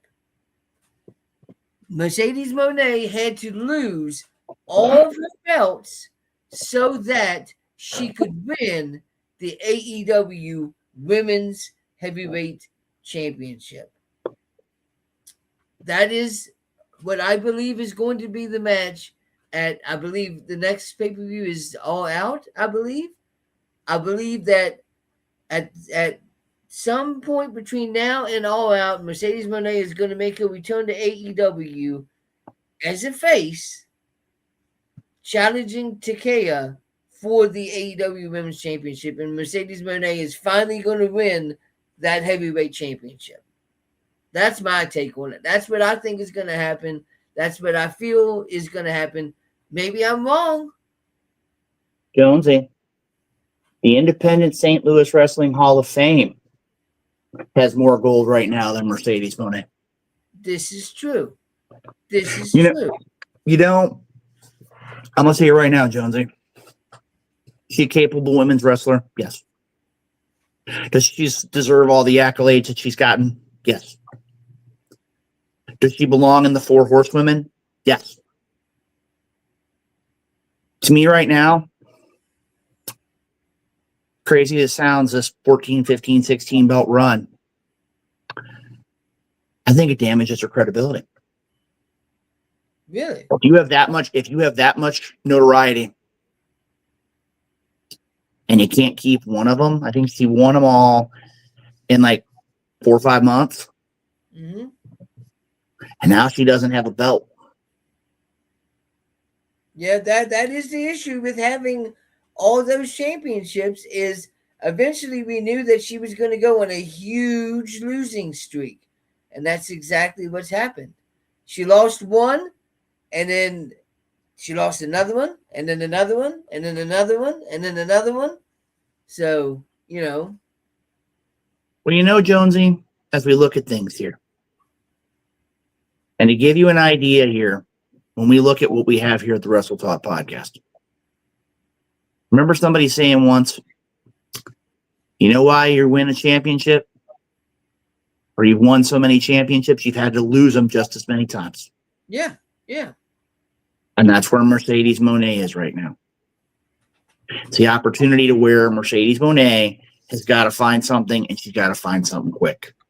You know what else we found real quick? Come on, Jonesy. You know what I found? What'd you find? This.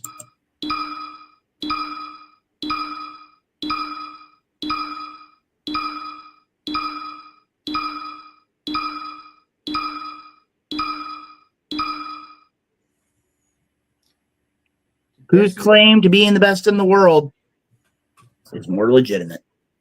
Okay. Jonesy, Yes. I'm going to tell you right now, my choice, Bryan Danielson. Okay. Because when it comes down to it, Kenny Omega's great. Yeah. CM Punk's great. Yes. When I look at it, I like the idea. You want to put it this way too. Chris Jericho, best in the world of what I do. Makes it a challenge, doesn't it? It does. How many times are you going to say you're the best in the world before it gets old? It gets cliche. Yeah. You know what? They could both say they're the best in the world. But I'm going to tell you this right now. If Kenny Omega can't turn it around soon, he can be the best bout machine all day long. Yeah. But without having that AEW title, does he deserve to be the best in the world? I mean, I see where you're coming from, but at the same time, only one of these wrestlers holds a championship in the best wrestling promotion in the world, and that would be CM Punk. For now. There is no promotion that is bigger than WWE. No promotion that makes more revenue. No promotion that has more in attendance. No promotion. WWE is the biggest wrestling promotion in the world. So CM Punk, for now, can say he is the best in the world, but so could Cody Rhodes, because he is the champion in the best wrestling promotion in the world as well. For now. For now, yes. Here's my question. Can we get away with best in the world? I think we can. If you're the heavyweight champion of the best wrestling promotion in the world, then yes. To me, Jonesy, get rid of the title altogether. You want to be the best in the world? Be the world champion. If you want to be the best in tag team wrestling, be the world tag team champions. Yeah. The more you talk, the less you're leaving it in the ring. To me, it's simple as that. As a matter of fact, Jonesy, as we look up here, we also had a message to you, my friend. Want to make sure you got that there as well. Big T. What's up, Big T? That's a name I haven't heard for quite a while. Like I said, I had to make it a point, Jonesy, to share all the good times with you here on the Wrestle Talk podcast. Speaking of which, let's go ahead and bring it back for some more high spots.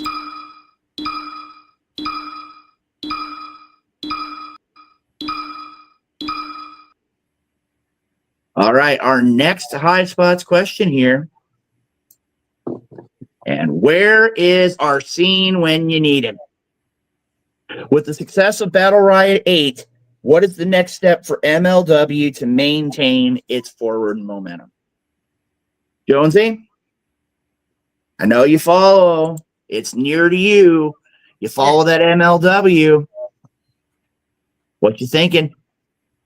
Yeah, I love MLW. I think the MLW is a great wrestling promotion. If Gabriel Singh was here, he would be able to talk about MLW until he turns blue in the face.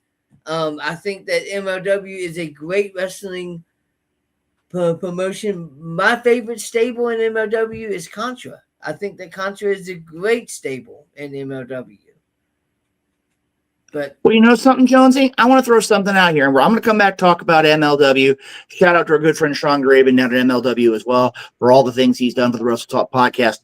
I got to ask you, I know you've heard the story with the Berwyn Eagles Club and Cruel, Maddox Cruel Kruger. And now professional wrestling can no longer, after nearly 2 decades, take place in the Berwyn Eagles Hall because somebody supposedly attempted to stab Cruel.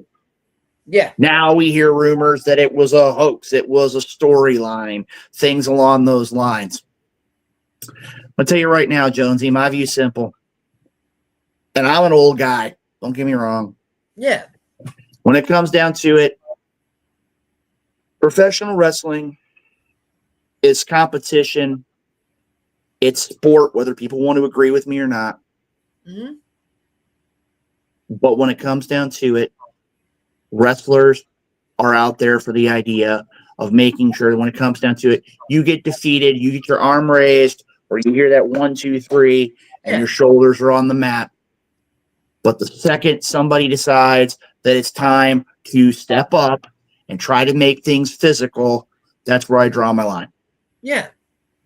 And right now, Jonesy, I think, honestly, pulling something like that and putting that out there in front of a crowd, and from what I've seen of it, I mean, whether it was legitimate or not, again, you got to worry about the safety of your building. You got to worry about the safety of your clientele, not just in a professional wrestling setting. Yeah. Professional wrestling wasn't the only thing in the Berwyn Eagles Club. Yeah. And as bad as it is, you got to say that it comes down to, simply put, they got to watch out for their bottom line. They got to watch out for their business. Yeah. And I'm going to tell you right now, it was a bad situation all around. Now, MLW is doing it right. They're firing on all cylinders. They're staying in this little bubble. And every time I think about MLW, I think about a comment in one of the WWE produced products by the one, the only, the multi-time Hall of Famer, the Nature Boy Ric Flair. Mm-hmm. If MLW stays between the East Coast and Chicago, they're going to have a long future. Yeah. Because they don't overthink it. Mm-hmm. They don't go all over the world. They have, I dare say, a territorial mindset, and that they go to a handful of different cities on a regular basis. Yeah. They've also had the opportunity. They're always very media friendly. They've been very friendly, very nice to us. If you get a chance to check us out on social media, you can see some of the videos and the pictures of people like Gabriel Arsene being there at MLW events repping the Wrestle Talk podcast. You've got the opportunity to see pictures on the Wrestle Talk podcast social media from me repping AEW. You get the opportunity to see videos of Joe Lance in Baltimore, I do believe it was, for AEW. There's a lot of different things there. It was actually AEW's first Dynamite show. Very true. Very true, Jonesy. I actually gave away tickets because I had extra tickets, and I gave those tickets to a fan of the Wrestle Talk podcast. So, you know, see? And again, who knows when you're going to see the Wrestle Talk podcast around? But you know something when it comes down to it, Jonesy. Again, MLW is doing things the right way. Mm-hmm. I'm very happy with what they're doing, and I hope and I wish them continued success. Now, you know something, Jonesy? They've heard the randomizer for far too long. I do want to throw another question out here to you. Okay. And this is one that really I find kind of interesting. And it got in right at the last minute. With the recent actions of TNA pulling Nick Nemeth and Leon Slater from events, is the WWE to blame? Ooh. This is a question that's got a lot of different avenues, Jonesy. Yeah. It's got a lot of different avenues. The first question or the first statement I'm going to make, and this is kind of weird because you and I are both in the wrestling industry. Yeah. We know what's going on. TNA has the right to pull any talent they want Yeah, absolutely. at any time for any reason. Yeah, absolutely. That's called the part of professional in professional wrestling. Yeah, absolutely. I think we would agree with that. Yes. But here's the thing, though. When you look at it, if I'm not mistaken, I believe it was supposed to be, let's look at the first match. Leon Slater and Ricochet. Mm-hmm. An AEW contracted talent to a TNA contracted talent. The fans would go nuts over that match. Mm-hmm. And the thing that's kind of crazy of it, it's on a neutral site. It's neutral ground. Yeah. A lot of people are going to disagree with me, but if it's a neutral site match, even in a day of technology, and you have that match, to me, I don't sweat that one. I don't. Because when it comes down to it, you're seeing two wrestlers wanting to be the biggest and baddest in all the world. What do you think about that, Jonesy? Yeah, I would actually have to agree with you. I would have to agree with you. I think that it would have been a great match, and you know, it stinks that it happened. But you know, like I said, this is professional wrestling. TNA, like you said, has the right to pull any of the wrestlers that they want to. Now you look at the other side. You look at Nick Nemeth versus MJF. Uh-huh. This right now took on a new perspective in the last few months. Actually, not in the last few months, in the last few days. Because when it comes down to it, both these men do have a lot to lose. But to me, here's my view. If you pull Ricochet and Leon Slater, and you pull Nick Nemeth from Wrestling MJF, Uh-huh. that's totally within their right. Yeah. But the second you tell a promotion who's paying for a wrestler to come in and compete and offering them an opportunity to make money, and not only are you not giving them the highest marquee matchup, but you're still letting him be on the event, he just can't compete against so-and-so. That's why people want to buy tickets. They want to see what happens when you put the best of the best against each other across in the 20 by 20 ring known as the squared circle. Yeah. And to me, I look at it from a perspective of let it go, but again, it's business. Yeah. Now, here's the question, though, Jonesy. Do you think that the WWE is connected to this? What are your thoughts? That's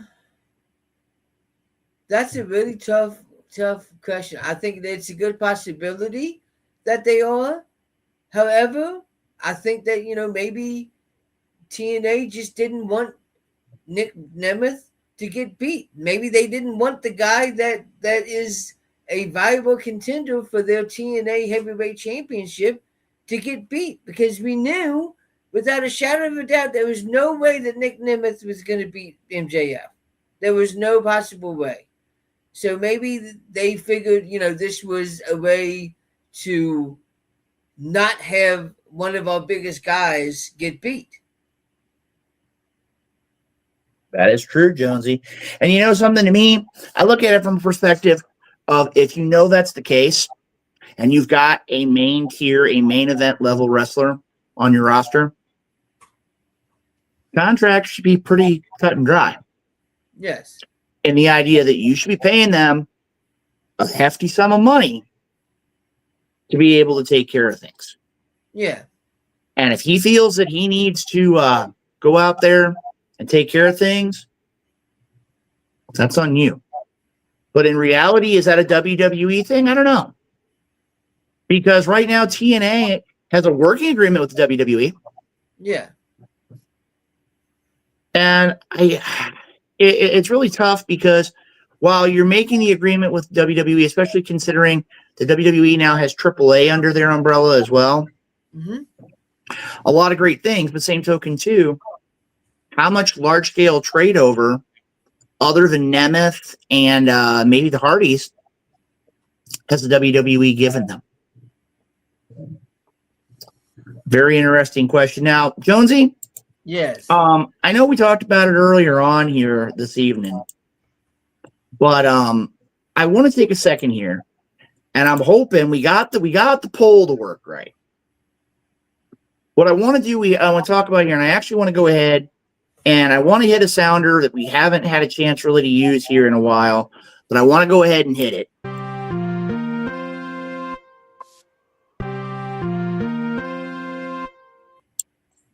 Now, as you heard about it earlier on, our one of our sponsors, the Independent St. Louis Wrestling Hall of Fame, a group that I am on the board of directors, has said big things are going to be happening here, and the Wrestle Talk podcast is one of those to make sure that they get this information. Yeah. So right now, we're going to try something new here, so bear with me here just a second, okay? What I'm going to do is I'm going to go ahead here, and we're going to see if I can present what was just recently posted on the Independent St. Louis Wrestling Hall of Fame website and on their social media. So bear with me a second here. Hopefully it'll work. Please stand by for an announcement from the Independent St. Louis Wrestling Hall of Fame.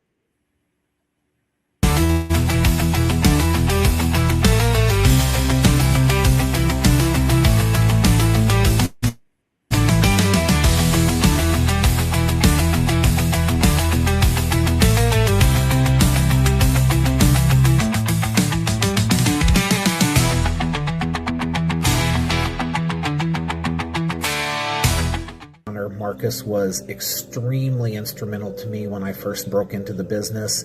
He was one of those vets that took people under his wing and taught them what he knew, and he helped me out a great deal. Mark was a great person. He was a great husband and a great father. He was very important to the business of professional wrestling as a wrestler, as a promoter, and he's the one that introduced Kane into the professional wrestling world, so you got to give him a little credit for that too. Anyway, Mark, I miss you, and I would hope that your family can take pride in this induction, and I have nothing but great things to say about you. Every lady's fantasy, Marcus Mansfield. He was one of my few very good friends in this business, and it started pretty much day one. He took me and a few other new guys under his wing, and we were just kind of inseparable. He always done a lot for me. Mark promoted wrestling. Mark was a great wrestler. Mark loved wrestling, and no one deserves this honor more than him. Not just as a brother in wrestling, but as a friend, and someone I deeply miss every day and think about all the time. Mark, miss you, brother, and to the family, he deserves it. So welcome to the class of 2026, Marcus Mansfield.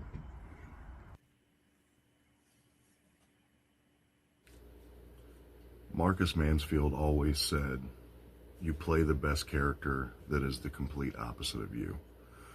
And Marcus Mansfield and Mark Morton were two complete different people. Mark Morton was the guy in the locker room that you could tell your deepest, darkest secrets to. Not only would he pray for you, but he'd help you get through them. He was an amazing heel and knew tag team work. He knew what it took to get the babyface over. The Regulators, when their music came on, people started booing right away. And in the wrestling community, if they're reacting to your music, you know you've done something right. Marcus Mansfield deserves a spot in the 2026.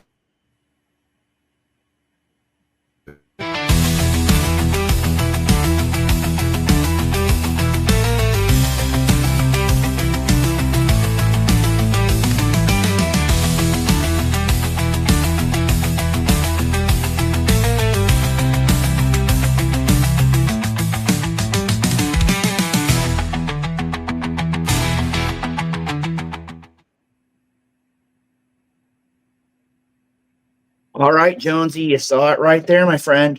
The first in several installments here as it relates to the Independent St. Louis Wrestling Hall of Fame class of 2026, that being the late Marcus Mansfield, every lady's fantasy. And I'm going to tell you right now, personally, myself, Marcus Mansfield gave me a lot of opportunities in this industry as well. One of my first championship encounters was with him. Had an opportunity last time I got to share a building with him was back in late 2004. Genuinely a great guy. Yeah. I missed the team of him and Bad Bubba Baker. Talked about the Regulators, talked about a time with PYT, started multiple promotions. And no, that was not a jab at anybody. It was the idea that he actually was one of those that traveled the roads very, very early on with one Glenn Jacobs, the mayor of Knox County, known in WWE circles as Kane. Yeah. Again, there's going to be a lot more of those videos coming up in the days and weeks to come. They're going to be all throughout social media. Make it a point to check them out. Make sure to support the Independent St. Louis Wrestling Hall of Fame. Their induction ceremony is on Sunday, July 19th. As you saw at the end of the video as well, there is a QR code which will take you directly to the ticket purchasing agent. Okay. You can get them there. Very nominal fee to buy the tickets online. I'm going to tell you right now, last year, sold out. If you waited until the afternoon of the event, you did not get a ticket. There was no more seating available at the Hall of Fame. And I'm going to tell you right now, a lot of great things are coming for the Independent St. Louis Wrestling Hall of Fame class of 2026. And as you just heard there, the announcements were made, but the more detailed announcements, that was the first one here tonight. Marcus Mansfield, the first of several to be inducted in the class of 2026. Now, ladies and gentlemen, as you know, tonight has been all over the place. Yeah. We've had the CEO, we've talked AEW, we've talked WWE, we've talked MLW, we've talked New Japan, we've talked local, we've talked national, we've talked international, and from top to bottom, it's been a great night. And you know something, Joe? I think we deserve a round of applause for all the hard work that we put in here tonight to make sure things were done and taken care of. And you know something? Before we get too much farther along, Jonesy, Yeah. and I'm hoping this works here because it did earlier. We need to go ahead and talk about our great sponsors. But before we do, we need to go back to that wonderful gentleman, the legend himself, his lordship Alfred Hayes, who always used to say. Consideration paid for by the following. So at this point, Jonesy, I'm going to go ahead here in just a second and let you talk about all the great sponsors of the Wrestle Talk podcast. The Wrestle Talk podcast would love to talk about all of our great sponsors. Retro Zone, the Painter's Dream Productions, the Independent St. Louis Wrestling Hall of Fame, Doomed Outfitters, anything that you could possibly want in professional wrestling. If you can think about it, they can probably make it. The World Domination Wrestling Alliance, WDWA, and of course, the FWWC, the world's premier fantasy wrestling group. You know something, Jonesy? Yes. You talk about things you think about right here. The Independent St. Louis Wrestling Championship belt. That's a nice belt. And to give you an idea here, if you want to talk about the lineage of St. Louis wrestling, take a look right there at its side plate.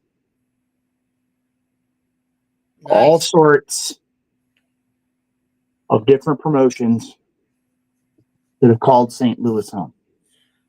Nice. And it's not just one or two. You want to talk about the lineage of St. Louis wrestling. You look at every bit of that belt. Nice. It's a nice This belt. belt right here talks about the history of St. Louis pro wrestling. on the independent level.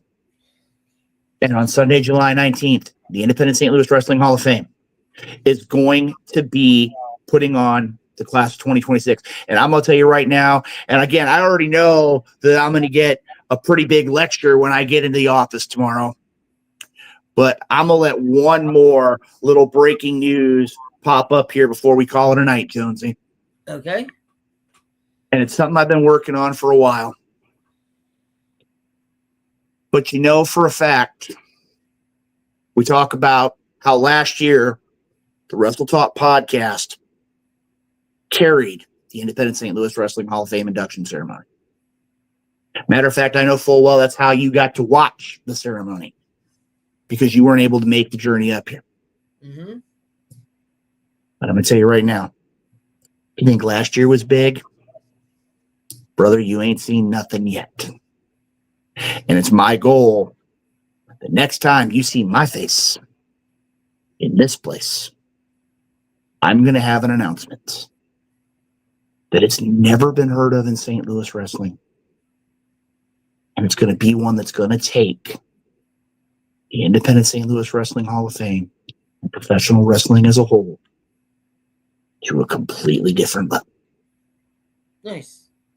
And if this is Luke Roberts saying it, you can take it to the bank. Ladies and gentlemen, at this point, we're just about done here this evening. I want to go ahead and throw up that reminder here.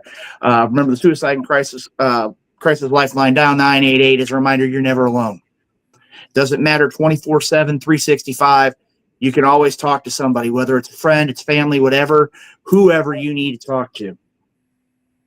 When it comes down to it, when you are down, you're struggling, you're working hard, but things are still kind of piling up on you.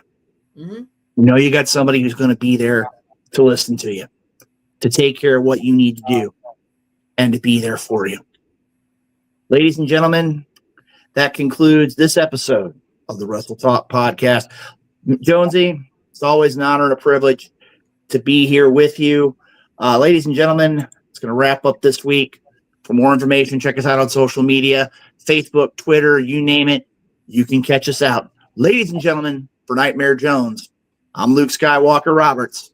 Make sure to tune in next week for WDWA Elevation, and in 2 weeks right here on this great media outlet for the Wrestle Talk podcast. Take care, everybody. Peace.